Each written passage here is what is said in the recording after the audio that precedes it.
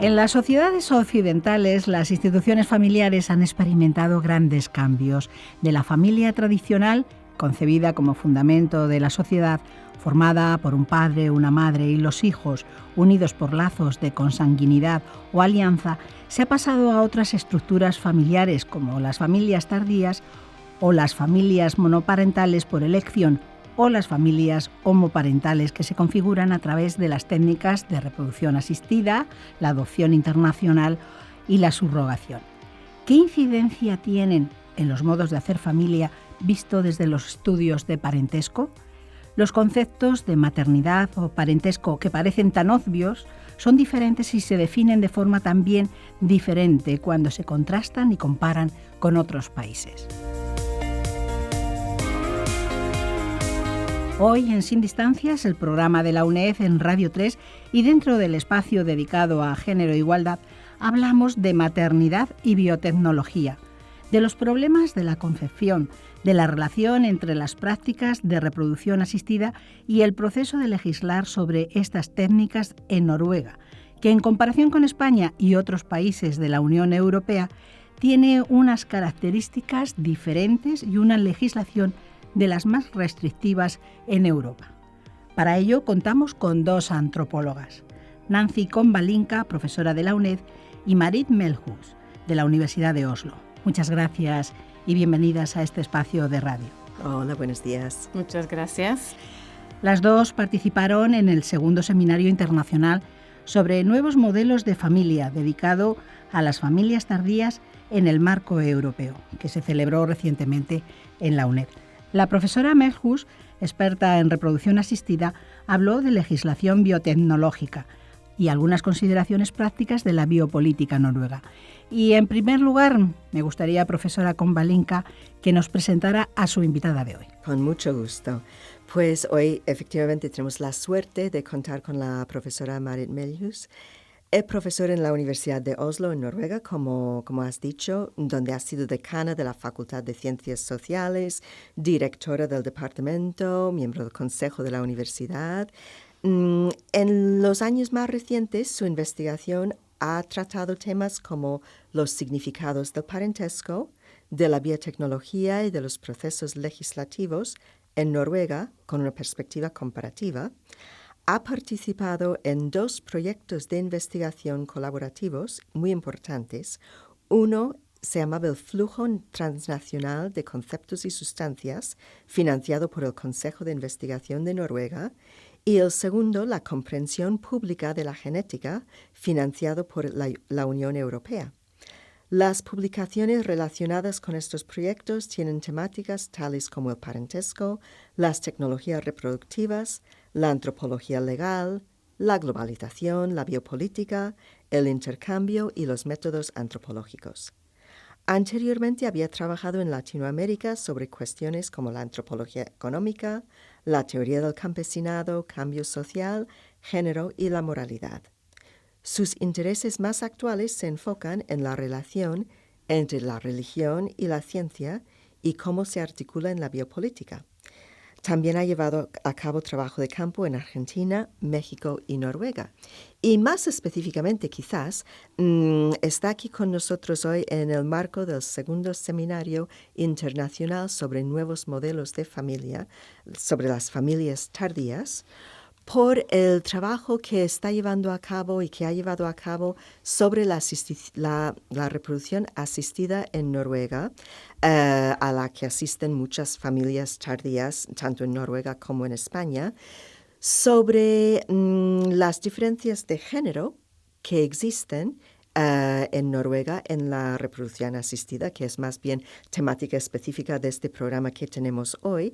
Y pues también está aquí pues para echarnos una mano con nuestra propia investigación y contarnos pues cómo lo ve y darnos algunos consejos e ideas. Pero aquí realmente lo que queremos es hablar de su investigación y cómo lo ha llevado a cabo y qué cosas ha encontrado en ella. Pues podemos empezar, profesora Melhus, con su trayectoria como investigadora y cómo llega al tema de la reproducción asistida en Noruega. Ha sido una trayectoria muy larga. Hay una historia larga y hay una historia breve, ¿no?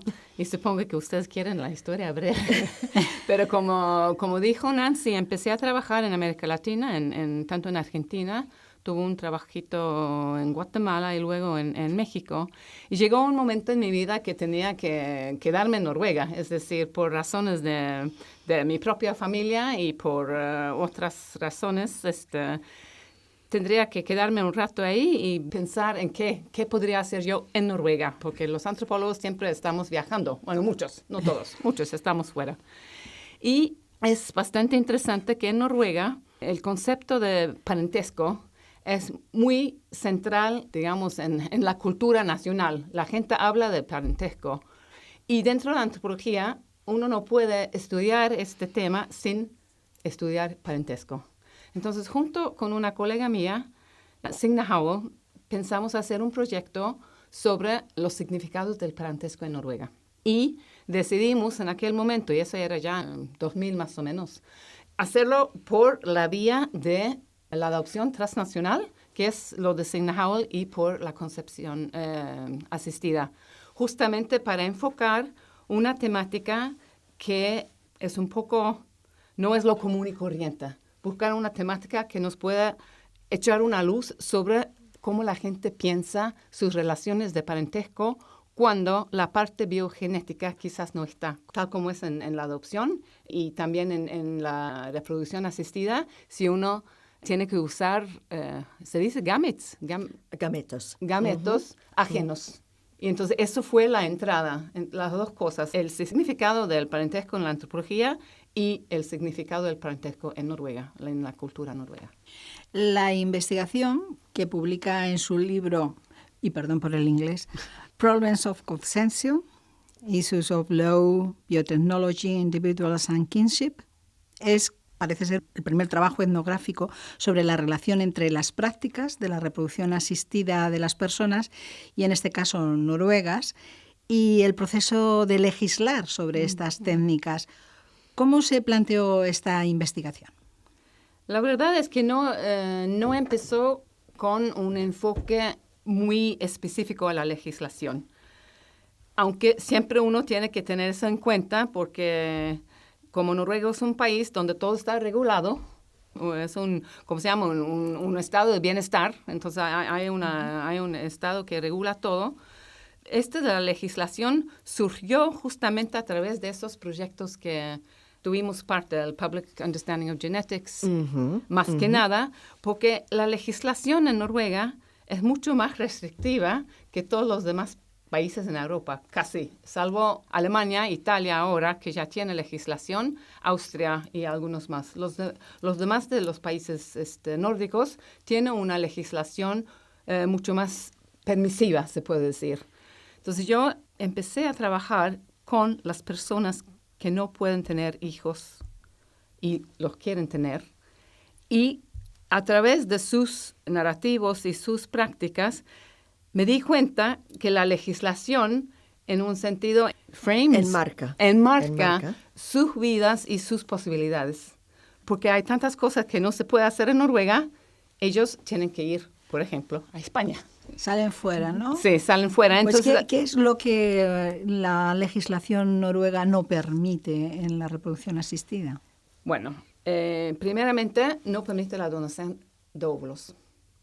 No lo permitiría en aquel entonces, desde del primer ley hasta ahora. Y eso es un punto que se sigue discutiendo, y puede ser que ahora que va a haber otra evaluación de la legislación, el acta de biotecnología se llama, que van a entrar quizás la posibilidad de permitir la donación de óvulo, pero yo creo que no es cierto. Entonces, eso es lo único. Lo uno. Lo otro es que no permiten, o en aquel entonces, la donación de semen era anónimos. En 2003, ¿cómo se dice? Revela la ley. No, modifica la ley, y ahora esa donación tiene que ser por un donor conocido. Un donante. Un donante conocido. Sí. Entonces, y encima de hasta 2007, no se permitió la investigación sobre embriones.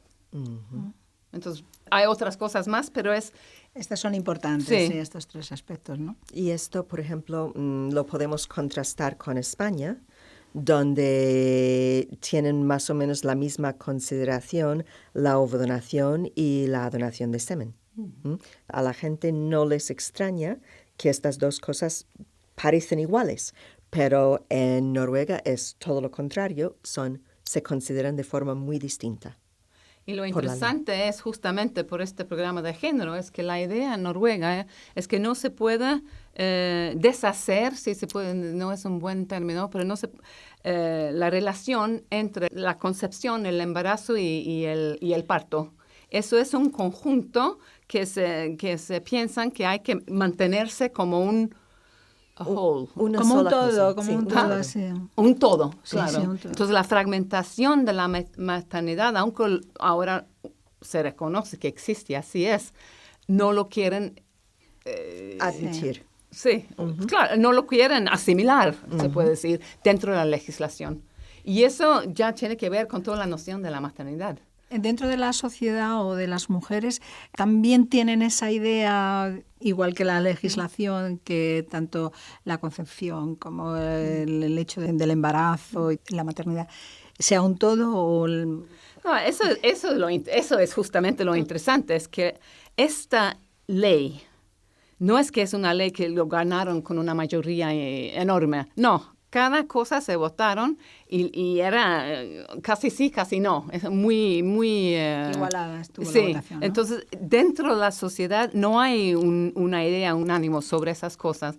Van a haber mujeres que sí piensan que no, eso no se puede fragmentar la maternidad, y van a haber todos las que van al contrario, ¿no? Sí. Entonces, no hay una... Unanimidad. Cuando una persona puede hacerlo todo ella misma, o sea, concepción, embarazo y parto, es muy fácil decir, pues así es y así es como debe de ser y esto es lo natural. Eso, justamente. Y el cuestionamiento viene cuando una persona no puede formar su familia de esta manera, pero la quiere formar igual. Sí, es eso, justamente. Podemos seguir progresando. ¿Nos puede contar cuáles han sido los resultados principales de este trabajo? Han habido varios resultados. Hay los resultados que da luz sobre Noruega, sobre los procesos de legislación, la importancia de cómo los legisladores piensan lo que están haciendo y la discrepancia que hay entre lo que dice la ley y lo que hace la gente. Hay también, que fue para mí realmente interesante, era justamente lo que estábamos hablando, este entendimiento de lo que es la maternidad y la posesión de la madre. En Noruega, digamos, el mito es que la madre es Italia y España, ¿no? Ahí es mamá mía, todo este enfoque. Y mi mismo trabajo en México también era sobre la madre sufrida y la importancia de la Virgen de Guadalupe y esas cosas. Entonces, en Noruega también hay una idea de la maternidad y de la madre que es interesante. Otra cosa que a mí me parece, en comparación con otros países, es el papel que juega la Iglesia. En Noruega han tenido desde hace poco tiempo una iglesia del Estado, la Iglesia Luterana. Y esa iglesia tiene a través de ¿cómo se llama? Hearings, parliamentary hearings. Hay un proceso de legislación y antes de legislar hay todo un proceso de recoger información, sí, pero buscar manda expertos. Sí, y hay informes que se mandan a la iglesia, a los grupos, ¿viste? Y todo el mundo tiene el derecho. Da su aportación, Eso, ¿no? Hay unas palabras formales sobre esto Sí, que sí, ya. legalmente no los conozco. Jurídicamente, sí. Sí, pero la iglesia a través de sus obispos, a través de sus... congregaciones. Sí, la asociación cristiana de médicos, etcétera, etcétera, tiene bastante influencia. Entonces lo que a mí me sorprendió un poco es justamente la relación estrecha entre iglesia y Estado y medicina y la ciencia y cómo esas van conjugando, digamos, en formar la legislación. Entonces hay voces que aparecen un poco al lado. Es decir, la voz de la iglesia no es necesariamente directa, pero aparecen y reaparecen dentro de por ejemplo, la fragmentación, lo natural, la fragmentación de la maternidad y sobre todo la investigación sobre el embrión, que realmente el embrión es un ser humano. No es un bunch of cells. Sí, un grupo de células. ¿Qué incidencia ha tenido su investigación en el mundo fuera de la academia, fuera del ámbito de la universidad? Siempre tenemos las esperanzas, ¿no?, que nuestras investigaciones van a tener un impacto en alguna forma. Y eso es muy difícil saber realmente. Lo que sí sé es que me han invitado, la asociación que tienen los involuntarios. ¿Los voluntarios? Involuntarios sin hijos. Sí, las personas sin hijos de manera involuntaria, sí. Las personas que desearían tener hijos. Ellos tienen su asociación. Sí. Yo muchas veces me han invitado a dar una charla. Lo mismo en grupos de expertos del gobierno, me han invitado, que doy mi opinión, el Consejo Nacional de Biotecnología, ahí también, pero uno no es que hay una línea directa entre lo que yo digo y lo que ellos hacen, ¿viste? Pero es quizás una voz más, una voz que no está implicada políticamente en el asunto, pero realmente tratando de ver cómo esas tecnologías mueven la sociedad, cómo esas tecnologías mueven los valores, qué está pasando con relaciones de género, qué está pasando con la familia, con la idea de papá, de mamá. Y en este sentido hay por lo menos una cierta, ¿cómo diría? Public domain. Un dominio público. Un dominio público donde hay una discusión donde mis ideas también circulan en una forma u otra, sí. Quizás. Sí que me gustaría saber cuáles son las características de esas familias tardías en Noruega. ¿Por qué no acceden? Bueno, habrá personas que evidentemente pues no puedan, pues por problemas médicos, pero también por cuestiones como suele pasar aquí, el hecho de pues una mujer está trabajando, es una profesional y quiere ir evolucionando en su trabajo y los problemas que le puede implicar el quedarse embarazada pronto o el no tener trabajo, el no tener una casa. ¿Cuáles son los problemas que llevan a una familia tardía en Noruega? Yo creo que son los mismos y diferentes quizás. La verdad es que mi material son unos 40 personas con los cuales que he entrevistado a fondo y a veces varias veces. Y lo demás del trabajo de campo es otra cosa. Y hace unos años atrás que empecé con y seguramente la situación se ha cambiado un poco. Pero son, más que nada, son gente que se han postergado a tener sus hijos, como en España, porque por la educación de la mujer sobre todo, y quizás por empezar a trabajar, y de repente, un poco, intentan 1 año o 2, no pasa nada, y se da cuenta que no pueden tener hijos. Normalmente son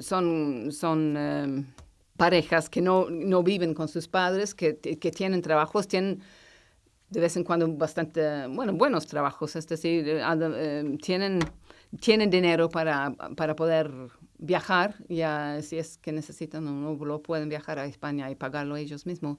Pero el sistema también de estatal de servicio médico da 3 ciclos, se puede decir, de tratamiento gratuito. Entonces ahí hay una diferencia. Entonces no te puedo contestar muy bien en general sobre las características. Aquí también es el tema de las personas que quieren tener un hijo y son parejas del mismo sexo. Eso también hace que no puedan adoptar y que quieran tenerlos. Eso también, algunas de las características en Noruega. Las familias del mismo sexo, si tienen dificultades también para formar familia. Es una pregunta que me lleva a muchos muchos lados, digamos. Ahora tenemos en Noruega, como en España, una legislación de matrimonio gender neutral. Para personas del mismo sexo, o sea, que neutro en cuanto a género. Sí. Que quiere decir que los que están del mismo sexo casados o en una pareja estable tienen los mismos derechos que los matrimonios heterosexuales. Que quiere decir que pueden acceder a la reproducción asistida.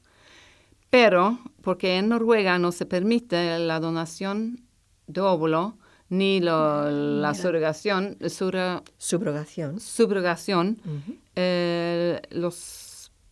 las parejas homosexuales realmente no pueden acceder a ningún tratamiento. Entonces ellos viajan fuera, a India, a los Estados Unidos, lo que sea. Pero las lesbianas, sí. Ellas ahora pueden tener la donación de semen con donante conocido. En Noruega, pagado por el Estado. Entonces, ahí hay una diferencia de género y el acceso que tienen.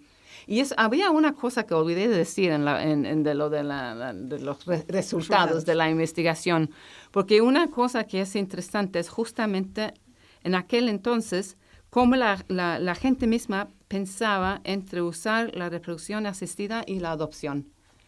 Y lo que pensaba, mucha de esa gente tenía ideas